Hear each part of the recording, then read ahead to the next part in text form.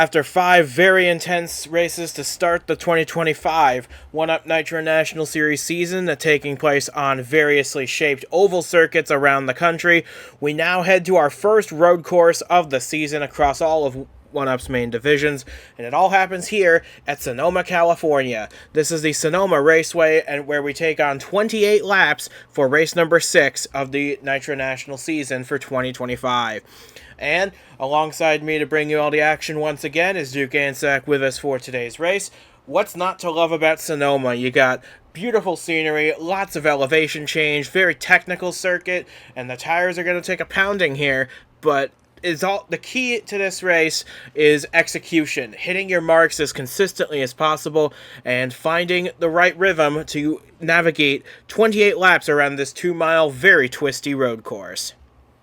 Yeah, absolutely. You hit all the main points about Sonoma Raceway. It is a ton of fun to watch racing here. They've always called it the short track of road courses, and it's because it is action-packed. There's not a lot of room to hide, and there's a lot of really great passing opportunities, and it also wears down those tires. The surface is aging incredibly well for racing because it is like a cheese grater, like a Darlington or somewhere similar, where the tires just cannot keep the rubber on them. No matter what the drivers do, they just cannot. So you see a lot of fall off in the pace throughout each run, and it's going to force these drivers to really pay attention, really manage their tire wear, and really have some good strategy. You're going to see the driver who manages their tires the best, has the fastest laps while doing so, and has the best strategy is going to come out on top today. It's a lot to ask for, but that's what you have to do to win in the Nitro National Series here at Sonoma Raceway. And given the fact that we're probably only going to have one pit stop today, that's going to be the key moment of the race where execution is critical, not just for the driver, but for the team as well and the crew, to make sure that their driver gets in and out ahead of everyone else, because that's the only chance they're going to have to work on their cars and make the best of it over the second half of this race. Quick look at the top 20 after 5 races. This is the first week where 2025 owners' points set the field for the season, and with Ryan Reed posting a slightly disappointing run at New Jersey last time out, his lead has shrunk to only 31 points over the winner at New Jersey, Aiden Clare, who now occupies the second position. Of course, it is still a very big lead for Ryan Reed, although, granted, he does start way down the order today in 27th, right in the hornet's nest, and we know for a fact that a lot of the action at Sonoma takes place on the opening few corners. That's going to be very, very interesting to keep an eye on as this race gets underway. You're right, and Ryan Reed starting that far back, I mean, it's a really, really dangerous place to be at Sonoma, just like you had mentioned, but also specifically because at road courses, we do not have yellow flags, at least full course yellows. So if Ryan Reed were to get in some sort of incident on the first lap, it is going to be a long, difficult uphill battle for him to really try to get back into a position where you gain points. So this could be the second week in a row that is a big, big opportunity for some of the drivers that are farther on in the standings. And it's going to be a lot of fun to watch to see who is able to stay out front, who's able to get out front early in this race, and who's going to be able to capitalize on that big pit stop we'll have sometime near the middle of the race. Absolutely. And now, as we can bring you to starting lineup, you mentioned it before, the drivers behind getting an opportunity to capitalize. I can look at no better example than that 21 of Jake McMillen, especially after the heartbreak he faced at New Jersey. He was running second when he came in for a pit stop, got ran into in the pit lane in a very bizarre incident by Cameron Brennan, took both cars out of the race. Very disappointing for McMillen that day. That sent him from second to 10th in the points. He's more than made up for it now with his first pole of the season, and at a place like this where track position is critical, that's going to be a really big advantage for that 21, I bet. And the 10 of Riatis Terzic lines up alongside him. He's also a very good road course racer. We've got a lot of good road racing talent stacked at the front of the field. Eric DeMax, a very good road racer before he came to 1UP, starts third. Nagatsuka Kanauka in the 7 won this race last year, lining up fourth. And the aforementioned Cameron Brennan, who's always strong on these types of tracks, rounding out the top 5. So we've got a lot of heavy hitters at the front of the field, and with that much talent frontlining this starting order, I expect an all-out brawl for the entirety of the day. Absolutely. I've got two drivers today that I am looking at. It's the driver of the 00, Aiden Clare, and starting in 10th. And then also starting in 12th, it's Angel Gutierrez. Those two drivers, 2nd and 4th in the point standings right now. They have the most to gain today. They're starting close-ish to the front, top 10, top 12 for both of them, but they're significantly farther ahead than Ryan Reed, our points leader. So they stand to gain the most. They are going to be on the charge hard early in this race to try to gain as many positions as they can while they have that advantage.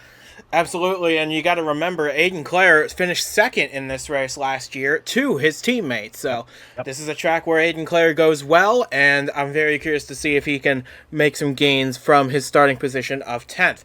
But with that being said, we've got 42 cars ready to take on the twists and turns of Sonoma Raceway. We're ready to bring you that action now. It's the 1UP Nitro National Series from Wine Country, Sonoma, and the green flag getting set to get this race underway. Stay tuned, not going to want to miss a second of what's to come. First time we turn left and right in 2025, it's at Sonoma, and McMillen and Turzic ready to lead us to the green flag, which is now in the air, and the Nitro National Series gets up and running here in Wine Country, and McMillen gets a great launch off the line. Looks as though, Mac Johnson further back gets a little help into the corner. He's going to shove these guys out way wide. Earl Sear onto the dirt, pushing Sam and Oskin through the second corner as the whole field strings out in a huge pack of 3 and 4 wide as we got a few cars off track further back in the pack. Yeah, that was a really bad area for a lot of drivers in this race. Oh, wait a minute. Didn't I say this at the top of the show? Ryan Reed, we talked about him starting way at the near the tail of the field. We mentioned it was a big risk and he could get caught up in something. Sure enough, he has. And this very well could end his race before he's even completed a corner. Yeah, that is a disaster for the 28 car to be in the pit lane right there. That could be race over for that driver. Yeah, you can see the skid marks at just out of turn 1. That might probably where he went off, and that very well could be his race run. Even if it's not the end of his race, he's about to go a lap down already, and you cannot afford that to happen here. There is no way to make it up. Wow, so this is now all of a sudden, I'm sure all of these drivers, literally everybody else, now is on high alert in this race to jump up the order if you can, because the opportunity now is there to gain a ton of points on the points leader, who has had such a huge advantage this season, and it's just been a disastrous 2 races here last week and this back to back for the 28 team, and now all of a sudden is seeming very, very beatable in the point standings for the first time all year. Yeah, absolutely. We had a couple of cars actually fall down the order. Robert Weaver down in 41st. Blair in the 5 car started pretty decently up in the pack, started 26th. Now she is down in the 40s as we make our way through the field in reverse, see where everybody's at. We had a huge scramble at the start. It all started when somebody got into the back of Mac Johnson, sent him sideways, and careened him into the path of Sam Oskin and Earl Sear, who started to play pinball up the S's. Yeah, that's a terrible place to be 3 wide. There just isn't a lot of room, and the track is not really designed to take that many cars that wide. You kind of need to use up the whole track just when you're all by yourself, as you see these two kind of go back and forth across the track through that area. So when you're 3 wide, you've just got people getting pushed all around and off the track, back onto the track. So nobody really had any room after the contact was made.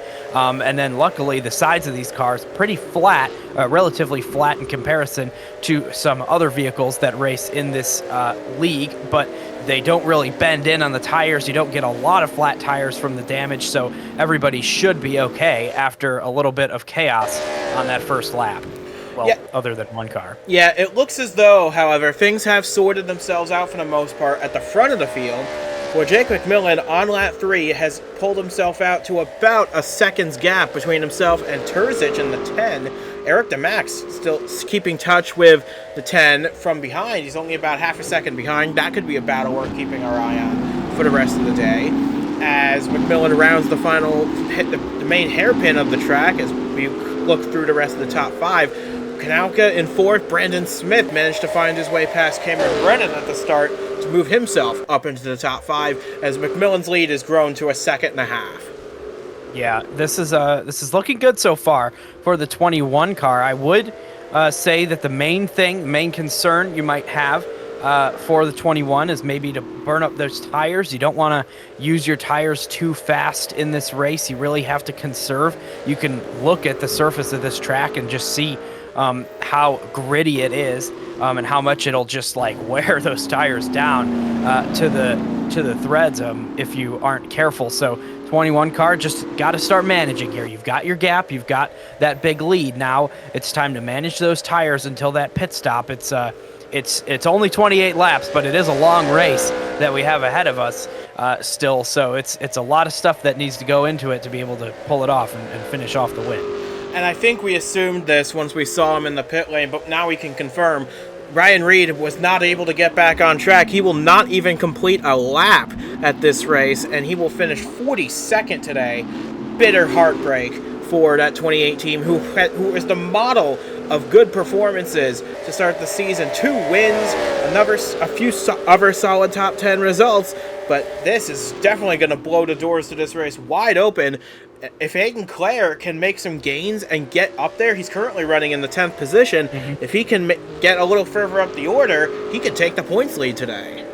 He certainly could, and he fell back a little bit in the chaos of the start. He is back to that 10th position, that starting position for the 00 crew, so that's a good sign that car still has some speed after the first lap chaos. Meanwhile, further back in the pack, this is the battle for second. This is Terzic and DeMax, Kanalka, and Brandon Smith. They're all basically in one big train fighting for second place. One thing I noticed while we've been watching this 16 of Eric DeMax, he looks like he's fighting a very tight condition in that race car. He goes quite wide in some corners, and that's really been preventing him from mounting a charge against that 10 car. Yeah, he really wasn't able to get down to the apex of that last corner right there. That is a tough one. If you miss the S's coming out of turn 7 all the way up at the top of the track, if you miss that turn 7, it really will mess with your entire way through the S's all the way down. It's a momentum game, and it's a back and forth action that you have to do, and it really impacts all the way through that last corner there. So if you're struggling with a tight car, that just makes all of that a lot worse in the vehicle and trying to get that thing turned. They don't like to change directions, so you're right. This is going to be pretty tough for Eric DeMax. Hopefully they can get that car fixed up in the pit lane. You could see right there, again, he missed the apex, just not able to get that car rotated through the middle of the corner. The good news, though, for him is he is able to hold off Kanalka for the time being, which is the good news. The bad news is, at least for Terzic, DeMax, and the others, Jake McMillen's lead is almost 3 seconds already, and I would expect that lead to continue building the way he's got the fresh air on the nose of that car, and with how good we know he is at, well, any track in particular, but especially these road courses. He really knows how to maximize every corner. Yeah, this car is usually up front, especially at a road course. This is the bread and butter kind of racing, kind of track style for the driver of that 21 car. And I'll tell you what, he is putting on a clinic today so far. 7 laps into this race, 3 seconds ahead of anybody else, and it's just clear sailing so far for the whole 21 crew. They've given him a good car. He's got the talent and ability to make it happen, and right now he has no challenge, so he is just riding along in the front of the pack. Keep in mind as well, last year, when his only superstar win of 2024 was also at a road course when we went to Silverstone for the first time. So, like we've been saying, he knows how to win at these places, no matter what kind of configuration it is. Like I said, he knows how to maximize every corner, and he's good under braking. There's nothing about this that he doesn't know how to do and do well. It's just what I'm curious of is how big a lead will this 21 build before the pit stops?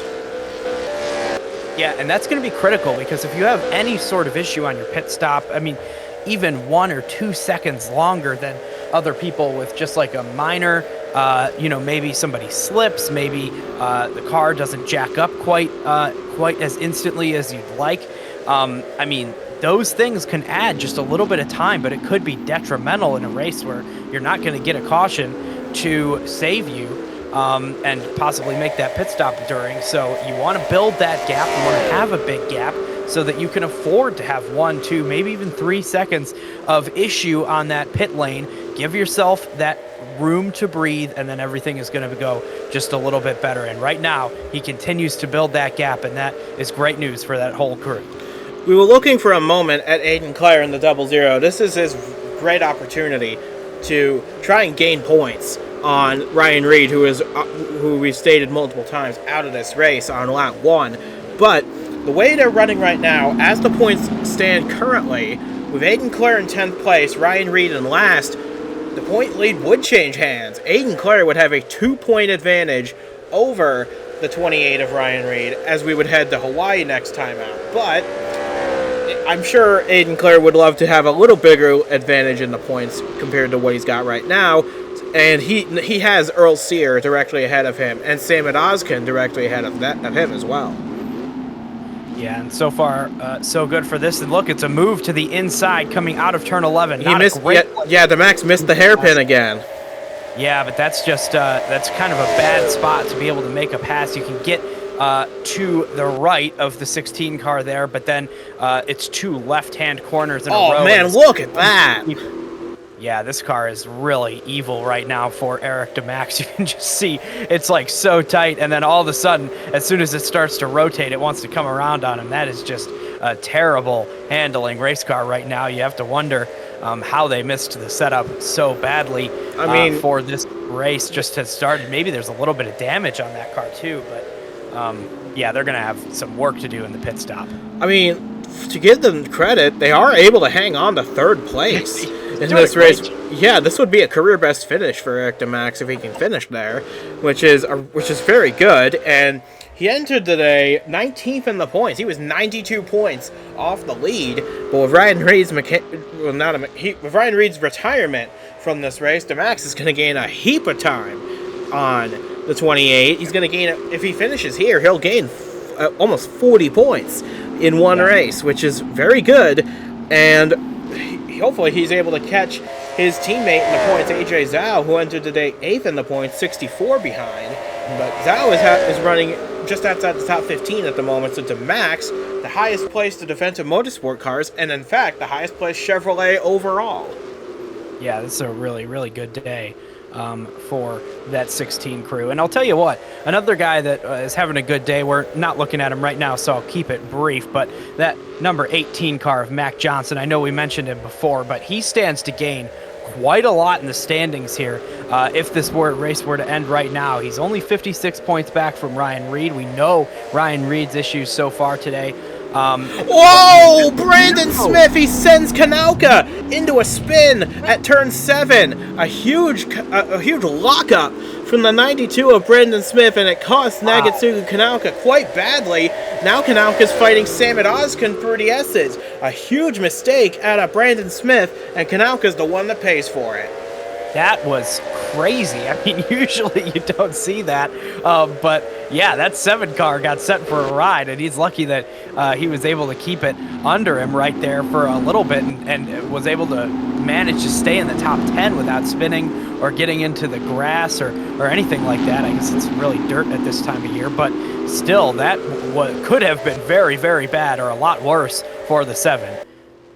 Yeah, like you said, it's weird for an incident to happen there, but I guess Brandon Smith locked up, wheel hopped or something or other, and it sent him at very high speed into the back of that 7.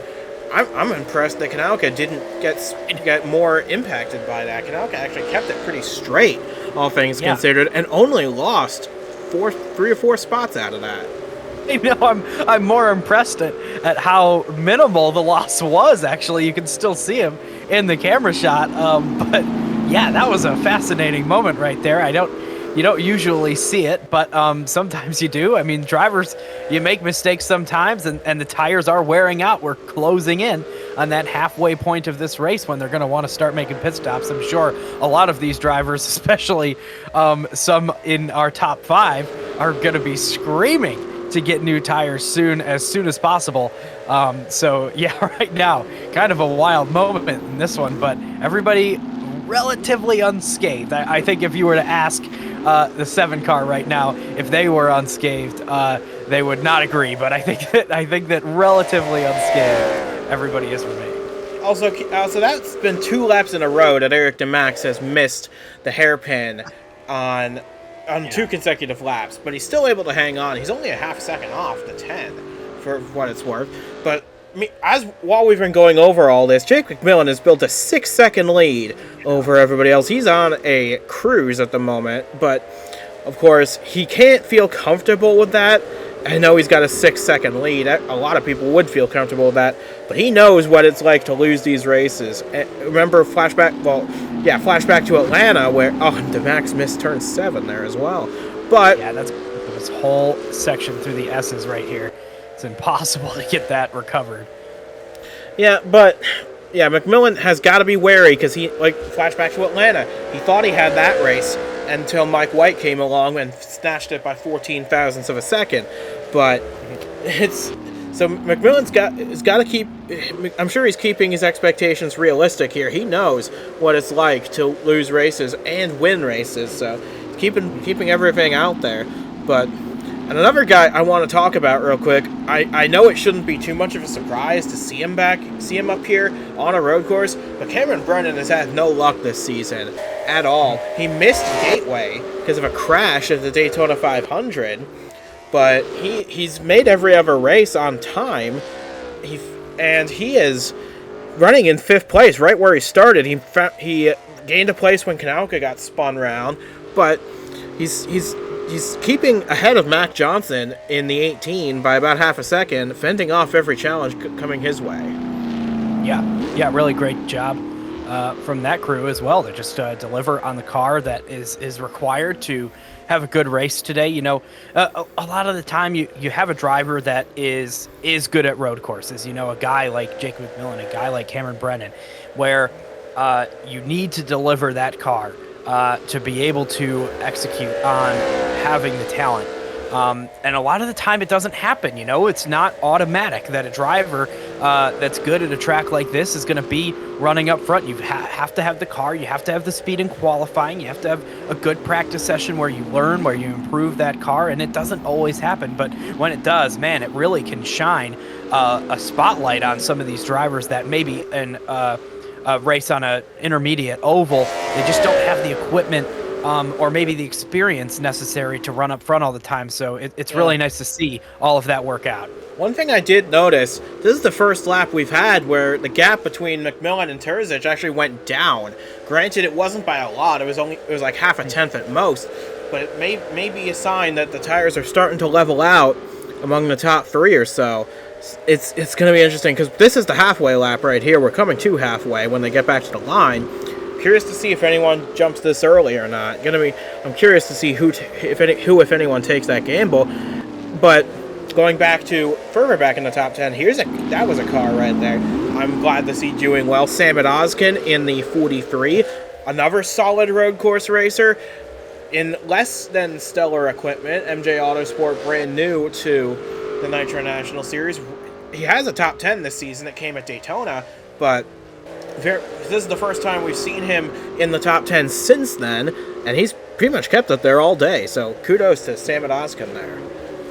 I was about to suggest I watched that 21 car drive by the entry of the pit lane, stay on the track. I was going to suggest, since that was the halfway lap, I believe that would have been a good time for some of these guys a little bit farther back, especially a guy like Terzic, a guy like DeMax, to maybe make that pit stop, do something different. You know, you're in a situation now where you're so far behind the 21 car, and you really are not going to be gaining time. We saw Terzic match the lap time a few laps ago, but then lost a few more tenths on this one. So I really think you're going to have to do a strategy play here.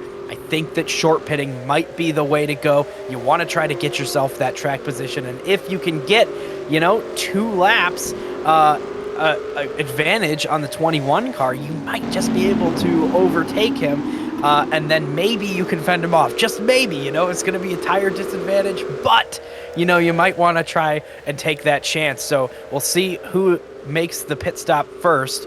I would hope that somebody would consider coming in on this lap, especially if the 21 stays out. Yeah, and the 21, I think, is staying out right here. But here's the thing. We've seen passing is not the easiest thing in the world here, so I think you're right. Although, I don't see any of these guys making the trip to pit road this time by. But as the Max, once again, misses the hairpin on this particular lap. But, I think someone took a gamble further back in the top 10. I'm going to take, we'll check once this timing and scoring updates, as the gap now extends to 7.5 seconds. We'll see what everything looks like at the line here. But, yeah. I think it's pit stop time. It was pit stop time for Sam Oskin. He's the one who took the gamble from the top 10. He was running in 8th place, and he is the first one on pit road.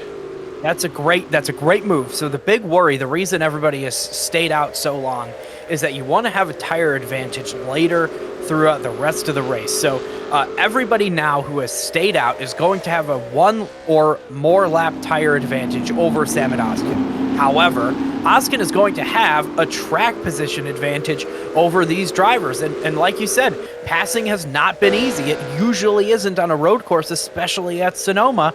So I think taking the track position is probably the way to go. We'll see. All of these drivers and crew chiefs smarter than me. And here's McMillen. They were waiting for the first driver to make the pit stop, and now they're in. So yeah, and now these guys, they can't be. They have to follow him in. They must have gotten the call that the 21 was pitting. And look, there is no deviation at this point.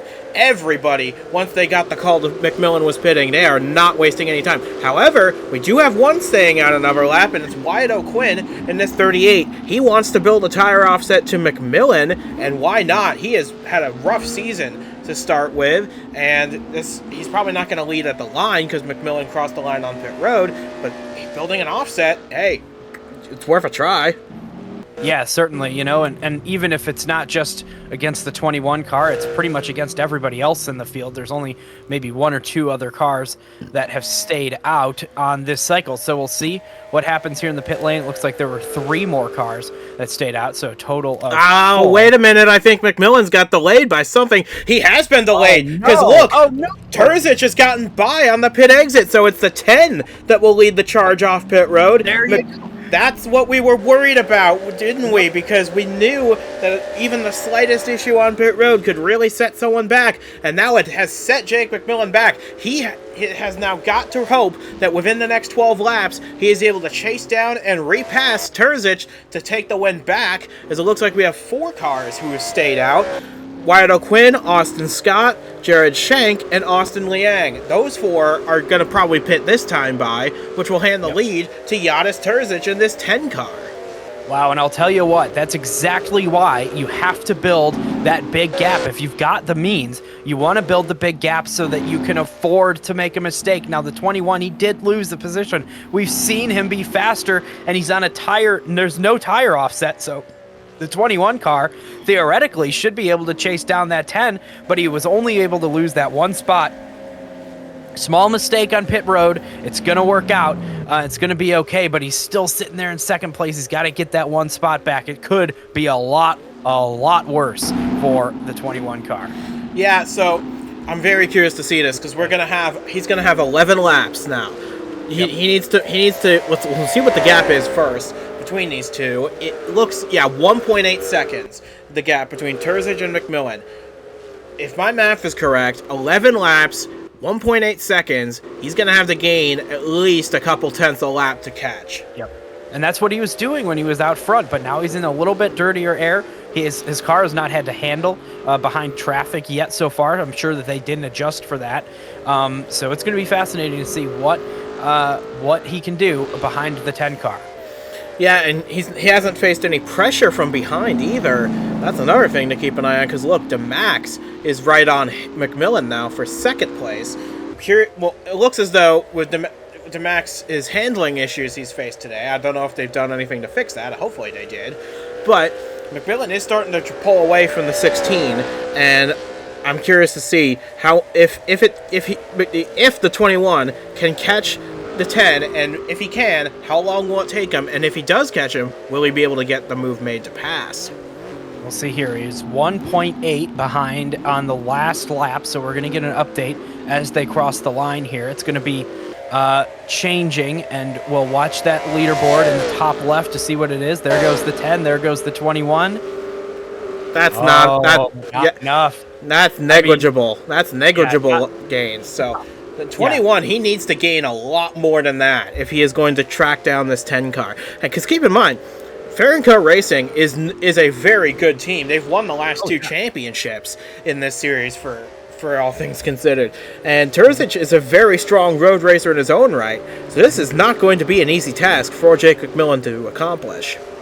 Yeah, I mean, it's a sought-after driver. You know, he's somebody that has moved around a few teams in the past, and it's because he's a talented guy. We saw a few years ago, Terzic made his storm onto the scene, his own team, self-funded guy, and just absolutely was very, very good in the very early stages of his career. And now we see him with an opportunity to control the pace, control this race, and we'll see what he can do in this 10 car out front against the 21, who has been so dominant up until that pit stop era.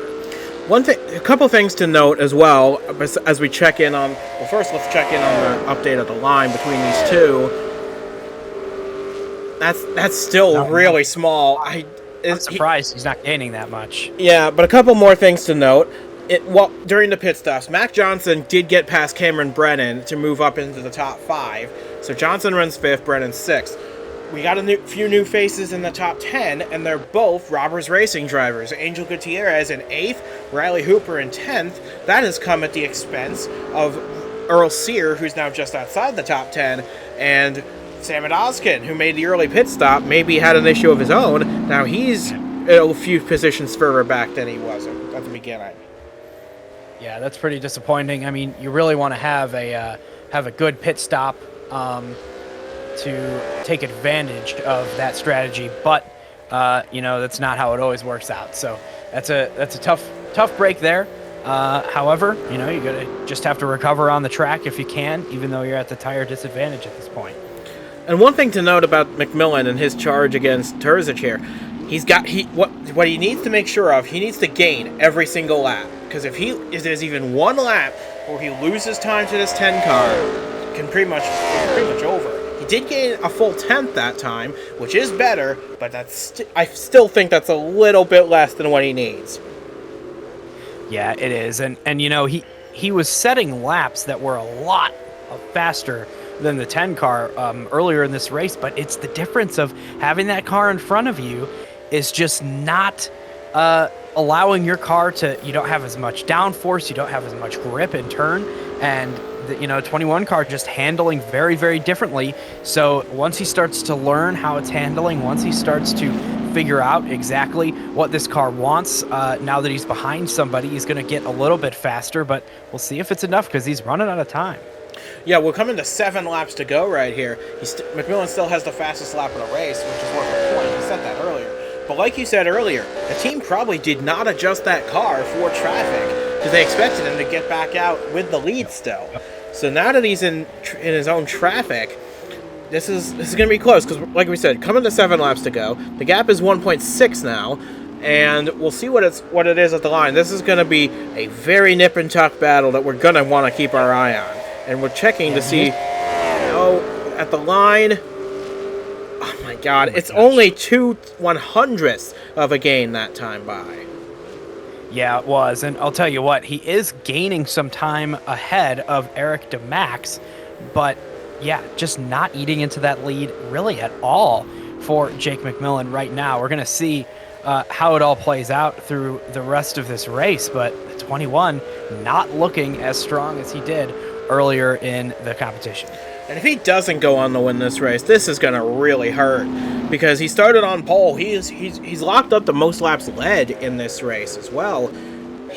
these are the track types where we expected him to just go out and dominate, and he did at the early point. But it's just that one slight mistake that set him back, and unless he can gain three tenths a lap from this point onward, he might not catch up. Yeah, I know, and it would be another heartbreaker. You're right. I mean, this 21 team has had a lot of heartbreakers recently. Really, really fast car, and obviously a talented driver behind the wheel, and just a short season we've had so far, and a lot of heartbreak from this team. Certainly one of these days it'll turn around. Well, ooh, it's a big gain that lap. That was about 2.5 tenths right there. Yeah, so that's gonna be good. Maybe today is the day it turns around. He's gonna have to work for it and earn it. But hey, how else would you have it? 6 laps to go now, and for Jake McMillen, this is the only reason he came down here in the first place, to win races. Because this was this was the only series he was missing a win in. He made a few sporadic truck starts, won a couple races at Watkins Glen, and we know he's got a lot of talent in the Superstar Series, 7 wins there. But this was the one box he yet to check, and this is the reason he committed to a full season here. And anything less than winning races is a disappointment. And I don't even think he's worried about a championship, although I'm sure he'd love to have that as well. I think this is the big box he wants to check off, and if he can't get it today, that's really going to sting. Yeah, it would. I mean, he's really trying. I mean, he wanted to be the first, wasn't the first, and to get a win in all 3 series. And it's just it's a tough break for him. In a series where he should be having a big advantage. Now, that is 2 laps in a row now that he's gained a lot of time. So he's finding his footing here with enough time left in this race to really reel him in, and reeling him in, it's possible. You can get to his bumper, but how are you going to pass him when you get there? That's the big question. That's the big issue at Sonoma. How are you going to pass him? Because he needs to keep doing this. If he loses time, it's pretty much game over on a lap. But he might need. What you've seen, passing is very hard to do unless it's the opening lap, or unless you did what Brandon Smith did in turn 7 like 10 laps ago. So yeah. I don't think McMillen wants to resort to that. But if it's the last lap and he's within striking distance, don't count it out. We've seen it in turn 11. I mean, that is a classic bump and run area. It's a turn a lot like a Martinsville corner, where you kind of get in there and just move somebody out of the lane. You don't have to wreck them. You don't have to spin them. Just move them up out of the lane and race them back to the finish line. We've seen it before, but hey, it's going to be interesting.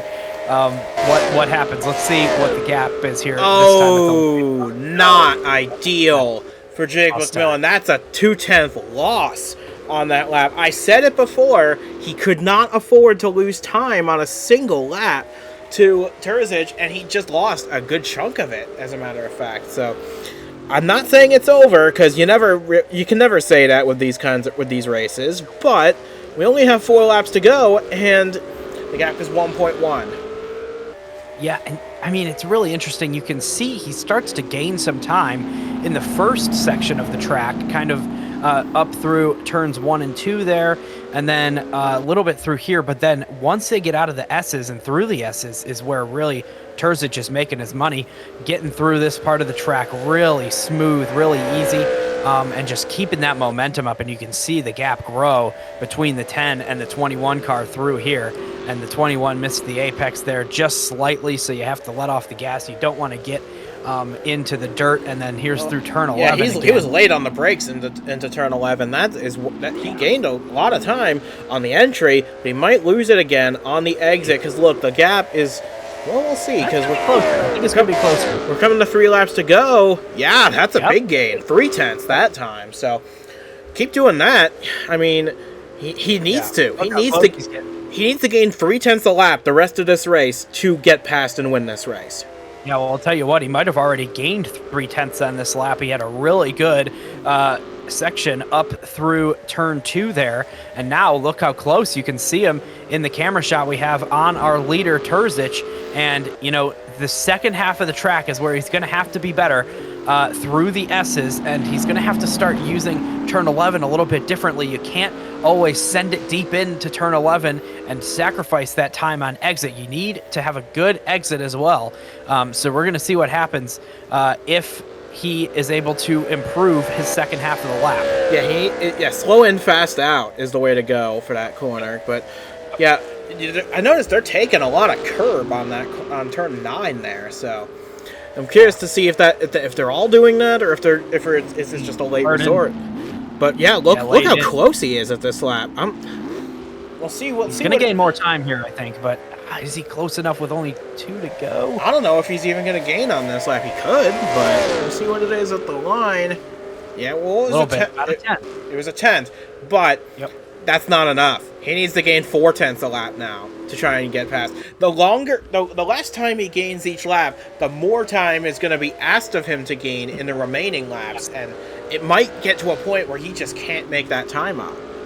I know, well, and you have to think about it this way. I mean, McMillen, he's got to be thinking, since he hasn't been able to get there so far, if he is able to get there with 1 or 2 corners left in this race, he's got to be thinking about using that bumper, making a little bit of contact with that 10 car, trying desperately to get this win, a race that he probably feels like he deserves to win. Oh, he took a little curb on that corner, and that's going to compromise his S's. That might be, I don't know, that was a really weird line that he took. It certainly looks like he has lost some time there. But yeah, he's trying to straighten out these corners as much as he can. Could that have cost him a bit? Because we're coming to the white flag, and look how big the gap is now. Oh boy, yeah, that was really not a great move. Just trying desperately anything that car could possibly do to keep momentum up through the S's. Like I said, that second half of the track is where he is losing the most time, and now it's lost 3 seconds or 3/10 of a second there. Oh my gosh. The gap is 1 full second, and we're on to the final lap of the race. So McMillen's going to either need a Herculean lap or a mistake from the 10, and more likely both, to try and snatch this win away. But look at the time he's already gained for the first sector of the lap. You know, and I'll tell you what, now that we're halfway through this lap, we've been talking a lot about Jake McMillen and how maybe he has thrown this race away in the pit lane, or at least his crew has. But we have not given enough credit to Terzic leading this race. That driver has been able to capitalize on the moment. He stayed close, just close enough to McMillen during that first run before the pit stop that he was able to take the lead, able to take advantage of that pit stop miscue, and now has held him off, held him at bay. An incredible effort from the 10 car. McMillen's going to have one last chance down in the turn 11. He goes onto the brakes really deep, but he might have slipped on the apex a little bit. That's all Terzic needs. Out of turn 11, like you said, Terzic, he started his career single-handedly. Now look where he's at. He's gone to victory lane at Sonoma Raceway. First career one-up win for Yadis Terzic. And look at the gap. McMillen cut that gap in half on the final lap of the race, which makes you wonder if he hadn't lost 2/10 one lap, if he hadn't lost 3/10 that other lap, look where they would have finished. I know, it would have been very, very close, but that's the thing. Every single lap matters around this course. And unfortunately for Jake McMillen, there just wasn't enough laps of gaining time to be able to get it done.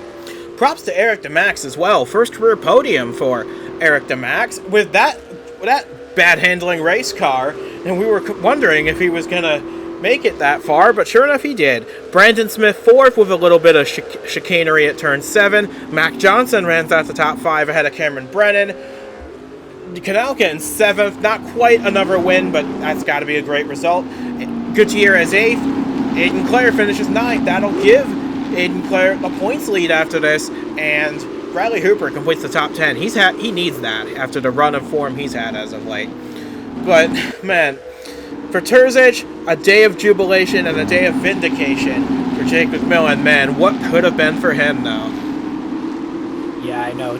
Jake McMillen really had an opportunity there, and just it was, unfortunately... Oh, what happened here? What happened here? Yeah, he was running top 15 all day, and he finished 41st. Down with his teammates. Something must have happened to this 38 while we were focused on the battle for the win that cascaded him down the order. Look at the damage on the front end of that car. Yeah, that's bad. We will have some replays at some point here. Yeah, for this incident and for what happened to Ryan Reed as well. We're going to get you those in a moment, but what a crazy day we've had at Sonoma so far. I mean, yeah, this is where O'Quinn was running. He was running just inside the top 20, top 15. Yeah, top 15 position. Maybe this is another oh yeah, this is oh man, yeah, Brandon Smith situation all over again. For Wyatt O'Quinn, he wheel hopped it bad into turn 7. Jensen Nomina with nowhere to go. That explains the damage on the back of the 62 as well. Looking now at Ryan Reed's race start. Oh, he got hooked. Oh, wow. Ryan Arnold just sent him into the tire pack on the exit of pit road, and that ended Ryan Reed's race at the first before we even got to the first corner. Yeah, and that's an incident where, that wall has been there waiting to save somebody from hitting the support beam for that bridge or whatever it is right there for so long, just waiting to save somebody. And unfortunately, it did save the 28 car from hitting the beam, but it... Another look at this, and yeah, Ryan Reed, he started down in 27th place, but yeah, look, Ryan Arnold cut low at the first opportunity, and it came to a funnel point, and yeah, Ryan Reed was not willing to budge, and in the end, they bit him big time. Yeah, I don't know. That's kind of a big move for the first lap of the race. Not a huge fan of that, but unfortunately, that's just how it goes sometimes, racing in the back of the pack, and it's not a lot you can do. Yeah, and for Jeff Bolton Racing, that's tough because, well, yes, they did put one car in the top 5 today, Mac Johnson, but their other 2 cars finish in the bottom 2 positions. That is not ideal because for Ryan Reed, that drops him out of the points lead, and for Wyatt O'Quinn, he was going to have a day good enough to put him probably in the top 30 in owners' points. Now he's definitely not going to get there, but so it goes with road course racing nowadays, and if you think this race was plenty chaotic enough, boy, wait till you see what we got on tap next week. We go to a brand new circuit on the big island of Hawaii for the round 7 of the 1UP Nitro National Series. That place is going to be a thrill ride, and we can't wait to bring it to you next week. But until we see you then, from Duke Anzac and from myself as well, we say goodbye from Sonoma. Congrats to Yadis Terzic. We pulled one out of the bag here at Sonoma. We might not have expected it at the start, but the Bosnian driver scores big in his first career win after so many success stories similar to his. What a time to be watching 1UP racing.